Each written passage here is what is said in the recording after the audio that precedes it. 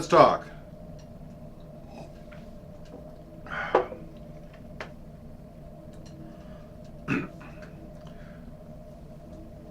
When we talk about the SCA, we say that we try and recreate the best parts of the Middle Ages, and I always found that statement just a little problematic because it's kind of arbitrary. It's like, okay, well, what are the best parts? And really, what we're doing is we're recreating the parts that we want to recreate, and that's fine. That's fine. And there are certainly parts of pre-1600 the globe that we do not want to recreate. And one of the things that we don't want to recreate, but we kind of accidentally do, is some of the ignorances of the earlier civilizations. We understand things today that we didn't then. And yes, that does include medicine and history and sciences, but in this particular video, I want to talk about something a little more relevant to how we play the game. I'm going to give you an example. I think we all know someone who kind of latches on to some part of the SCA and they just get the biggest kick out of something that we can't wrap our heads around why it is they are so happy or proud about this. Now, this isn't as simple as I don't get why fighters enjoy fighting. I mean, I can understand the thrill of it. I understand, adrenaline charge, full contact sport and all that. But I have a friend who, he brings it up routinely. One of his favorite stories is when one of his favorite heralds complimented a device he had submitted for someone else when he was doing consult heraldry. And it was, to this day, that is one of his favorite stories to tell. And I never really, even today, I can't wrap my head around why it is that story means so much to him, but it clearly does. It clearly does. I have a friend right now who is a lot more invested in the theatrics of the society than I would really expect. Like, really into court heraldry, really into protocol. And I get it, those are all fun, but for this particular individual, it's like, this is more important to you than just having fun.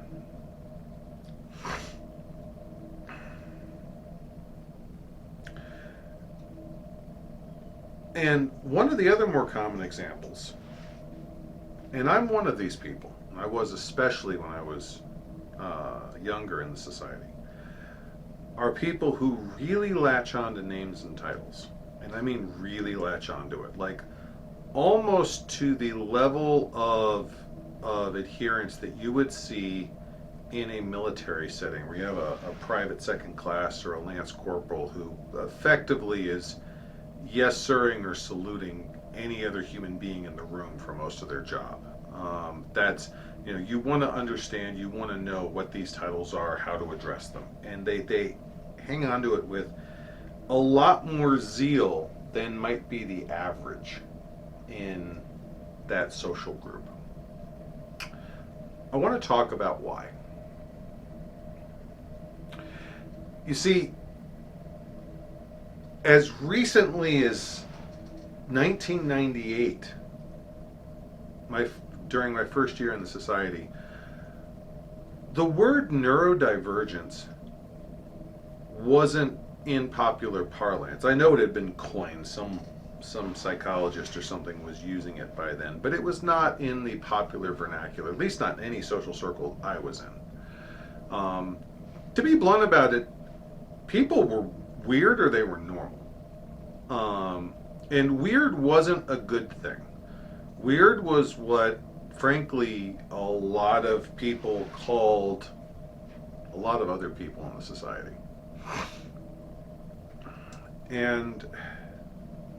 But knowing what we know now and understanding what we do now, we understand that these behaviors, they are very deeply rooted in, frankly, seeing the world through a very different set of eyes than a lot of people around them. Friend in question who really latched onto that compliment.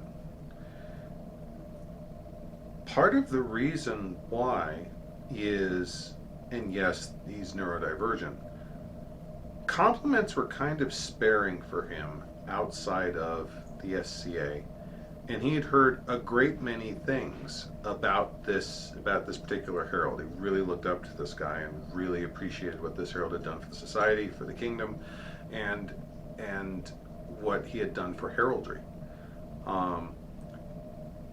And his particular mindset, the way his mind processed things, a unsolicited compliment was very rare. And it was one of those things that the way his mind worked that had such a deep emotional meaning. We talk about love languages. One of the languages here is that type of direct, unsolicited communication. So to have someone who, in broad and colloquial terms, we would say a hero figure, offer an unsolicited compliment like that about something that most people would consider insignificant or minor or whatever, that was a huge deal. That was the biggest deal, and it lifted his spirits. I mean, he still smiles every time he tells that story. It's really cool.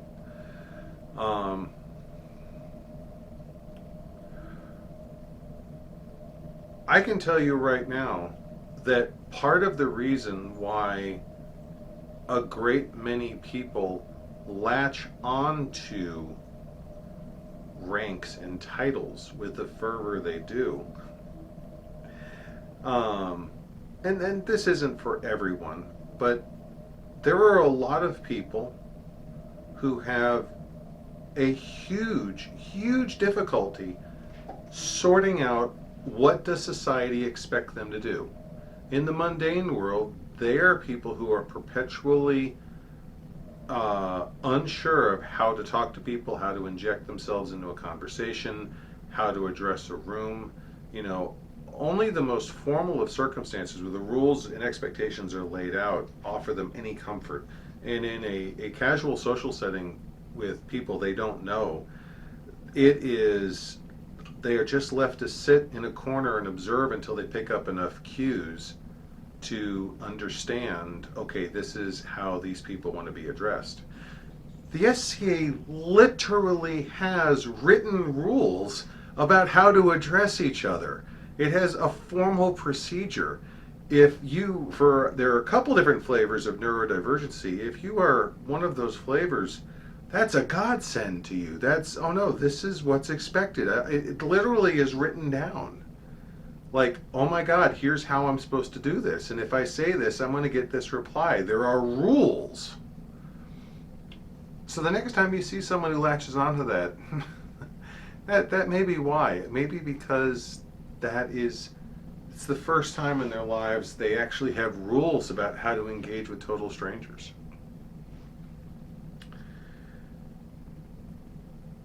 I remember I was diagnosed with attention deficit disorder, and this was decades before neurodivergency was even a word that I knew.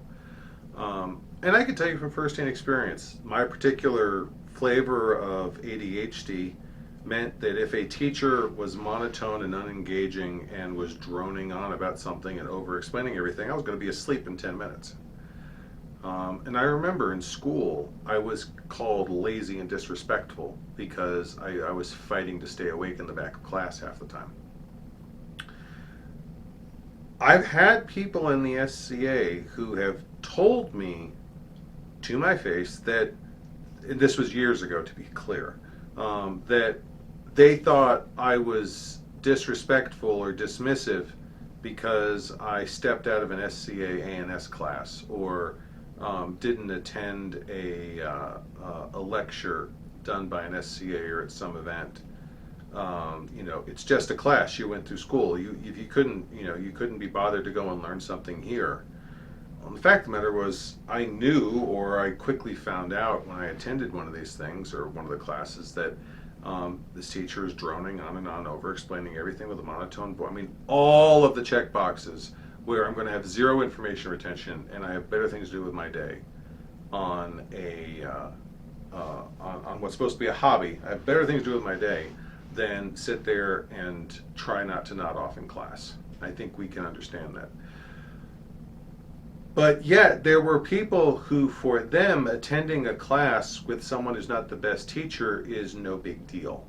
And there was the disconnect. They felt like I was being disrespectful over something very small, and I was sitting there going like, this teacher is completely unengaging and dull and boring. I understand the material, I respect that they're teaching it, but your options are I go do something else or I fall asleep in class. Me staying awake and engaged is just not an option here. I'm bringing all this up for two reasons. One, whether you are in the SCA or out, whether you are neurodivergent or not, understanding that neurodivergency is a thing and that people literally are experiencing the world through different lenses that go far beyond the relatively simple metrics of their upbringing and their life experience. That's important. You need to understand that when someone says they don't want to go into a party or they don't want to go talk to someone, it can be far more than just, some social anxiety or whatever. No, this is their brain literally may not process this. They literally cannot come up with what to say or do in that circumstance, and the stress may cause them to shut down. That's something you frankly should be aware of, whether you are in the SCA or not. And if you're not aware of that, and if this is the first time you're hearing about neurodivergency or the first time you're being told you should know about it, you probably should start pulling up some information and doing some research, because this is information that affects directly or indirectly all of us. But why am I doing this in an SCA video? Because frankly, it affects the SCA more. The overwhelming majority of my friends in the SCA all tell stories of being the outsider, the wallflower, the social outcast. A inordinate number of SCA players have stories about being bullied in school, or bullied in the workplace. We all have lots of stories of miscommunications and coping mechanisms. We all have stories of the only ones to get a certain joke, or we never got a really common joke. You hear enough of this, you start realizing that the SCA has attracted a lot of people who are neurodivergent. Now, neurodivergency includes autism spectrum disorder. It includes attention deficit and attention deficit hyperactivity disorders, and a number of other diagnoses that I don't even have all of them memorized.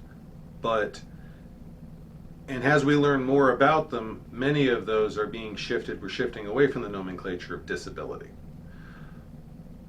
But the society, and I think this was probably largely by accident, but the idea of a bunch of people who are geeking out over the Middle Ages and learning about esoteric stuff and having access to hands-on arts and sciences and learning about things like protocol and procedure and full contact sword fighting, whether we intended it to or not, that's for a great many people in the neurodivergent sphere, that's practically a beacon of hope. That's, you're hedging your bets. You're going to attract them like flies to honey.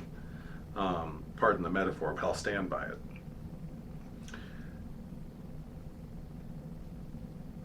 It's one thing to say I know what neurodivergence is, and I think everyone in the SCA at one point or another can rattle off some textbook definition. But if you're in the SCA, the chances of you knowing and working or playing with someone who is neurodivergent is not only exceptionally high, it's almost certain. And the chances of several of your associates in the SCA being neurodivergent is high. And the chances that one or two of them may not even realize they're neurodivergent is also high.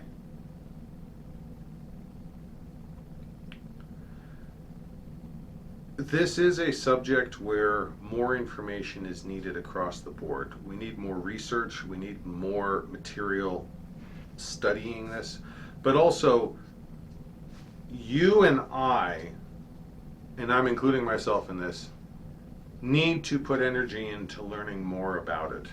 Because the more I learn, the more my friends in the society, frankly, they make sense, but also the more conflicts I understand, the more fights I understand, the more disconnects I understand, and the more opportunities illuminate themselves to prevent those disconnections. And that's the important part. We need to make more effort to better understand not just ourselves, but everyone around us. And I don't mean that grandiose. I'm not saying you have to understand the whole kingdom, but the next time you look at that fighter or that artisan or that guy or that girl who just doesn't seem to make sense, like they're weird, even by SCA weird standards. There are people I used to say that about, and now I have read up about attention deficit and autism spectrum disorder and anxiety disorder, and all of a sudden it's not they're weird, it's, oh, you have this, and what I'm saying makes no sense to you, I need to change how I communicate. Or this great idea I have, oh God, this must terrify you. No, let me offer you something else that isn't going to give you a heart attack or leave you crossing your eyes. In a perfect world, we'd all learn about this in grade school and better understand each other. We're not perfect, so we do our best to head that way now.